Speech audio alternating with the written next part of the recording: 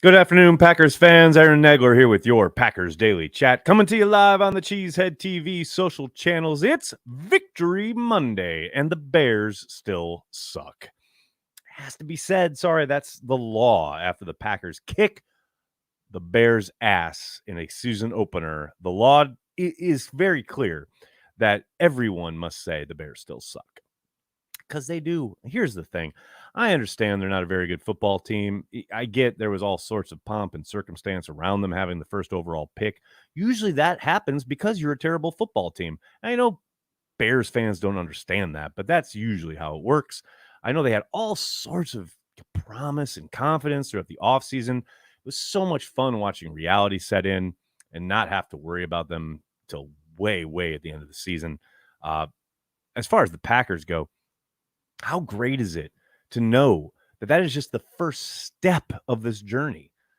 That's what's so exciting. It's just the great first step for so many of these young guys, whether it is Luke Musgrave, whether it is Lucas Van Ness, whether it is Jaden Reed, all these Anders Carlson, all these young guys who contributed yesterday in pretty significant ways, and they're just dipping their toe in the water. Like the ceiling is so high above them.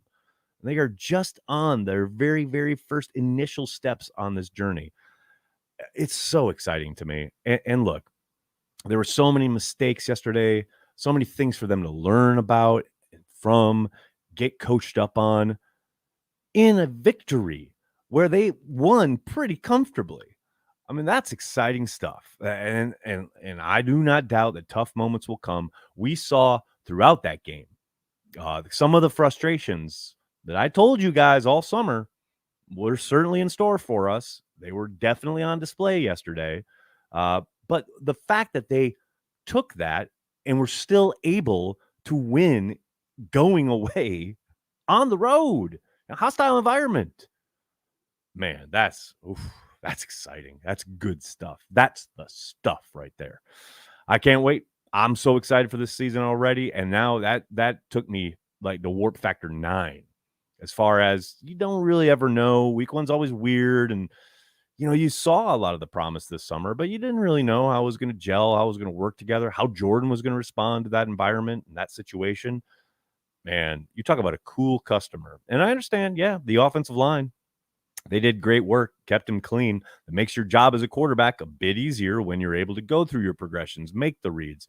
But what was so crazy to me regarding Jordan's performance, yes, the offensive line did the work, but Jordan was at his best on the money downs. That's the thing. That's what's so exciting as far as looking at that performance. Yes, you'd like the completion percentage to be a little higher. No question about it. But man, when it was third and long, when it was fourth and gotta have it, that's when Jordan was at his best. That's when he was at his best. His second start in the NFL. And he's manipulating linebackers and safeties with his eyes. He's hitting big time throws down the field. I just, that to me is like, holy shit, they may actually have a fucking really good quarterback in the making here. And I'm not don't start. I'm not saying he's going to be a Hall of Famer. I'm not saying he's going to be anywhere on the level of an Aaron Rodgers or a Brett Favre. Not even close. Not even sniffing that air yet. But man, this just first season start out of the gate, he's performing at that level on the money downs. That's exciting stuff, people. That is some exciting stuff. Hello to everybody in the comment section. People mixing it up. So many good looking, fine folks up in here. I love that the very first comment is the handle is a wise man once said, and then the comment is the Bears still suck, because it's true. It's true. Chris, thanks to the super chat, man. Rewatched the Jair quote late hit a few times. Oh, you mean the one that was literally in bounds? The Bears need to learn the rules. The way TJ Slayton protects him and takes over that situation was pretty awesome. Go Pack Go. Strap City. That was the other really encouraging part about yesterday, is how tight-knit this group already appears. I mean, there's a lot of young guys who are kind of thrown together and put into a mix, so to speak, and they are ready, fighting and scratching and clawing for each other. I love it. You love to see it. No doubt about it. John, thanks for the super chat, man. This fucking team, best season opener in years. Go Pack Go. Well, yeah, when you've been getting your ass kicked in season openers for a number of years, it definitely feels good not only to win, but to beat up on someone else for a change. I will take it. Again, especially in Chicago. Oh my God, that's just so good. Jacob, what's up? Thank you so much for the super chat, man. I love how Jordan Love and our offense played, but my favorite moment in that game is the Fields fumble. Seeing Wyatt and Kenny chase him down and force the fumble with Gary flying over the top, chef's kiss. That is such a great play. And what's so funny is when it happened live, I thought Rasul was trying to scoop it up and like run with it and maybe score. But I go back and watch it, and Rasul is actually just kind of protecting the ball. So I apologize to Rasul for my initial reaction there, but because I know he goes back and watches Watch Party, no doubt about it. But yes, to your point, especially given where that happened at that point in the game, where we've seen Fields now escape a number of times, and it's really frustrating seeing him almost brought down in the grass, but escapes, blah, blah, make a move in the open field, make a guy miss, all of that. So you get that, oh, God, just get him down. And then to have both Kenny and Wyatt kind of converge and cause that fumble. Oh, to your point, chef's kiss. You love it. You love to see it. Okay, Clutch, what's up, man? Thanks for the super chat. I'm previously Hutch's hobby. That defense was suffocating and really exercised our demons against mobile QBs. It was glorious to watch them swarm. Yeah, not just against the quarterback either. Like the swarming mentality on defense is noticeably different this year. It started in training camp. I talked about it on daily, but you never know if that's going to carry over, how much of it is going to carry over. But man, that defense flying to the ball, swarming to the ball. You absolutely love to see it. David, thanks for the super chat. Pay Gary, please. Oh man, you ain't lying. Price is only going up. Price is only going up. I mean, he ain't going to get Bosa money, but he's going to get PAID paid. No doubt. And what would be nice about, paying Rashawn is part of that will be lowering his cap hit for this year and allowing you to maybe maneuver in some areas, but we'll see. Ed, thanks to the super chat, man. Today's song is Gary Hoy's cover of Pipeline because all of us Chicagoland Packer fans are surfing on top of the huge waves created from the tears of Bears fans. Ed, I will say, I only lived in Chicago for like 2.5 years, but some of my greatest days living in Chicago were after Bear games where the Packers, like back then it was Brett Favre, just kicked their ass. And then you get to go and just exist among them. And you wear your Packers stuff out and about. Used to go to John Barleycorn. I think it was every Tuesday. They had a special that I really liked. And I would go in there, was wearing my Packer stuff. And, just the best. Those are the best times. Thanks for bringing that back into my life, my memory here. That's good stuff, man. Enjoy it. Soak it up. Head on out to Will's Northwoods and have one for me. Soder, what's up, man? Thanks for the super chat. Getting pressure from the D-line is going to be a big plus in 2023. I mean, here's the thing. They got a ways to go, right? Like the Bears, they don't have a great offensive line. They haven't in years, and I didn't see much improvement in that regard yesterday. But the Packers did the work up front, and it was relentless. And you definitely expect it to keep up each and every week. There are going to be weeks where they're going to be facing better offensive lines, and hopefully it continues. But, man, the way they worked so well with each other and off of each other, as far, the stunts they were doing, a lot of stuff where they were kind of doing games, switches and things like that. You couple that with the sheer physicality of it, man, damn. I am down with it. I am all about it. Joe, thanks for the super chat, man. It's not only a win over the Bears, it's a road win. It's a division win. It's a conference win. Tiebreakers. Road wins in the division are gold. Well, that, and throw into that mix, Joe, everything you're saying, 100%, but throw into it point differential. I'll take an ass whooping that gives me point differential as well. Hell yeah. He's talking about tiebreakers. And that's another one. Braden, thank you for the super chat. John needs to shadow every wide receiver one. It was awesome. Well, I mean, he did for much of the game, but also they played a lot of zone. No, they had him on Moore's side a lot, but it wasn't strictly man to man. Let's be clear about this. So, but yeah, they did it. They clearly had a plan for him. And they clearly did a good job, like limiting his ability to hurt them. I just love that he had 2 targets in one drive and then was done. I mean, that's insane to me. You literally traded out of the top overall pick in the draft so you could get this dude, and that's what you do with him? Like, I can't believe they didn't draw up a ton of stuff just to get him open. They didn't seemingly go to any of that. Not that I really saw. So, yeah, man, I'm down with it. Definitely down with it. Lance, thanks for super chat. My last name is Marlin, like the fish, not Martin. Love the channel and all your thoughts. Marlin, did I say it wrong earlier? Sorry, buddy. I'll just say Lance from now on. How's that? Thank you for the compliment. Abdul, thanks for the super chat. Hey, Aaron, I know it was one game, but what was different about this D versus last year? 2 specific things. What Soder was talking about first is very noticeable as far as their ability up front and the way they controlled the line of scrimmage, both with the defensive linemen and the outside backers. They controlled the line of scrimmage. That was number one. That didn't always happen last year, game in and game out. But the second, and to my eyes, more impressive and or significant improvement was on the back end when it comes to the physicality and the swarming to the ball mentality, where they really limited any significant yards after catch. I mean, they had a odd play here or there, but for the most part, all that frustration that we talk about all the time with the cover 2 shell and keeping everything in front of you and playing off the line, it's still there. You saw it throughout that game.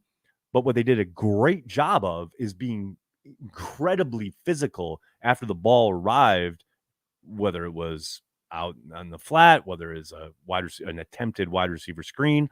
Their explosion to the ball and their physicality when they arrived and making sure that the ball carrier was on the ground. How many times have we seen plays horizontally go for big gains vertically because the Packers missed tackles, or they completely misdiagnosed, or they're late to arrive? They were dead set on flying to the ball, with group mentality and ensuring that they were going to make the tackle.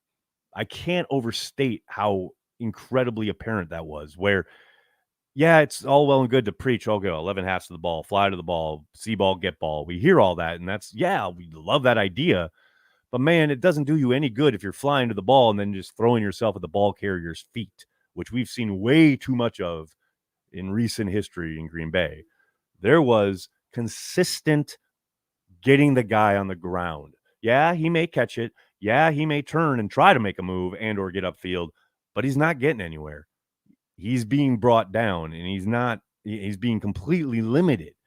There were so many plays where it's like, okay, they got a 4 or 5 yard game, where in the past that ruptures into a 15 or 20 yard game. Those were non-existent yesterday. That's what improved. And this is the task now. This is the challenge of making sure that that's consistent week after week after week. If that's the case, this is a scheme that, yeah, you're going to keep it all in front of you. You're probably going to limit the amount of times that you are challenging guys at the line, but that's fine as long as you're making those tackles. You're rallying. You're limiting their ability to kill you after the catch. They can do that every week. They're going to be cooking with gas. No doubt. New York Cheesehead, thanks for super chat. Now that this is your income, I will do more super chats. That's very, very, very appreciated. Great game. Kettle was cooking, literally. Go Pack Go. You were at Kettle. I'm so jealous. That's awesome. Tell Patrick I say hi next time. Abdul again, what's up, man? Thanks for super chat. Think Watson and Jones are back next week? No idea. Way too early. A lot of ball game left. Ask me on Wednesday when we get the first injury report. I know Watson said he's pretty much day to day, so we'll see. Jack, thanks for the super chat, man. Savage was big time. Played like a first rounder. I mean, I had a little back and forth with Ross Uglum on Twitter this morning. I think that's his best game under Joe Barry so far. I mean, it's still not perfect. There's still plays that you definitely want to see improvement. But, man, as far as physicality and assignment sure and just flying to the ball and doing exactly what I was just talking about as far as knowing his assignment, getting to the ball carrier, getting the dude on the ground, exploding to the football, knowing it was so clear that he knew what he was looking at, and he diagnosed like that, and he just flew to the ball, made the tackle, so sure in a way that I haven't seen from him in the last 2 years. That was a very, very promising performance from Darnell Savage. No question. Menace, thanks for the super chat. Does 31 dress next week with 33 maybe banged up? I know the O-line didn't do 28 lots of favors, but still didn't look like a primary ball carrier. I mean, it depends on the game plan, what they think, how they think they can attack Atlanta's defense. I mean, I think if they think, okay, we're going to line up under center and hand the ball to AJ between the tackles like 20 times, then AJ's a fine prime ball carrier. But if they want to be super multiple and kind of use the backfield in a number of different ways, then yeah, probably 31 has a chance to be up, no doubt. John, thanks for the super chat. Big Cat Sadness remains undefeated. I'd say poor Dan, but yeah, fuck that. That was hilarious. I don't revel in anyone's misery other than, nameless Bears fans who attack me on Twitter. But Dan, I consider Dan a friend, and I just had to give him a little shit. That was a good time. Menace, thanks to Accidental Hero, thanks to the super chat. Vikes fans, Sunday double feature, pathetic home loss, followed by Jordan Love rocking it. Paul Allen was muttering this morning like Lear on the like Lear. I don't know if I'd ever compare Paul Allen to Lear, but that's an amazing pull. But yeah, the Vikes now got to turn around and play on Thursday night against the Eagles. Good luck. Eric, thanks to the super chat. This one is for Bakhtiari flipping the bird. That was brilliant. If anybody hasn't seen it, Andy Herman on his Twitter feed, sorry, should I call it his X feed, has a video from the coach's tape, end zone view. Bakhtiari's literally lining up. Like he's on the end of the line, all of a sudden stands up and just flips the bird off to the fans in Chicago, apparently, who were giving him untold amounts of grief. Reminiscent of AJ Hawk, who he gave a shout out to. Although AJ, I believe, at the time was flipping off his own teammates. And David took it to a next level and literally flipped off Bears fans while on the field of play, getting ready to take a snap. Bakhtiari, David Bakhtiari, may I just say, cheers to you. You are a fucking legend. Just outstanding. Just outstanding.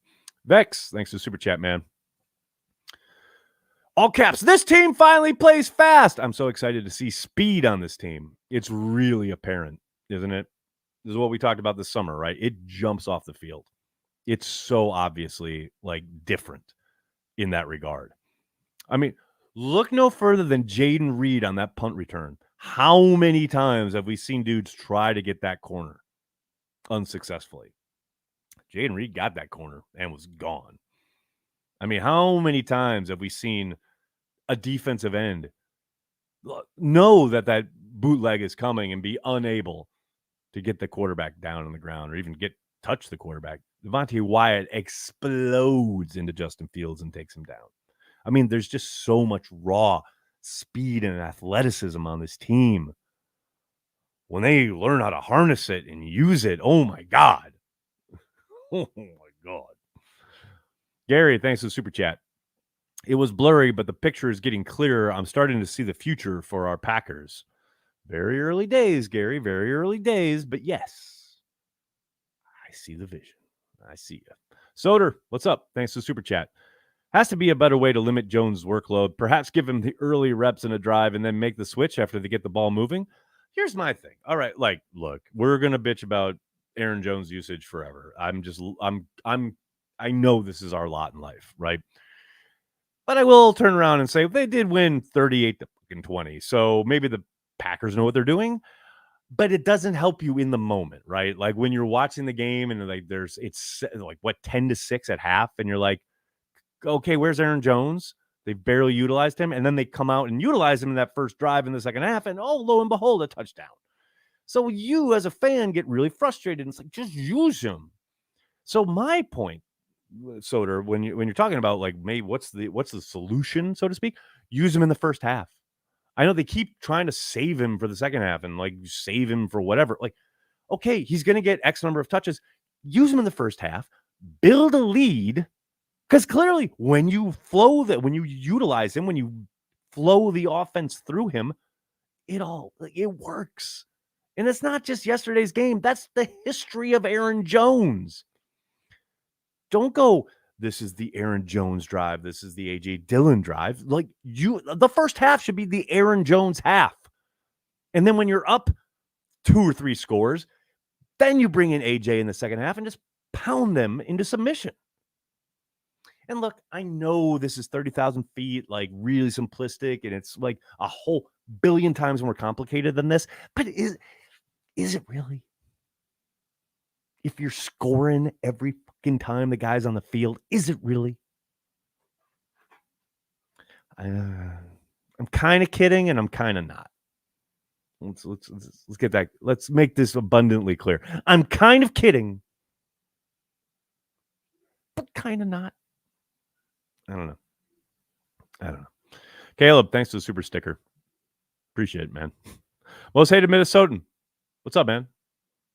Thanks for the super chat. Had to catch you live on Bears Victory Monday. Yes, sir. Yes, you did. Because you carry the G, man. Hey, speaking of carry the G, don't forget the debut of Carry the G Radio tomorrow afternoon on 97.3 The Game and right here on the YouTube channel at Cheesehead TV. Me, Billy Schmid, breaking it down. Where and Larry will be in at some point joining us. It's going to be so much fun. Also, I heard a rumor this afternoon that there may be some kind of launch party for Carry the G beer in Milwaukee on the 22nd of this month. That's right, a week from Friday. So make sure you join the Carry the G radio broadcast tomorrow to find out the details, because it's going to be a lot of fun. Carry the G is going to be available statewide pretty much by the end of this week. So you're going to want to stock up. You're going to come out, have some fun, drink some beer in Milwaukee a week from Friday. It's going to be a good time, people. It's going to be a good time.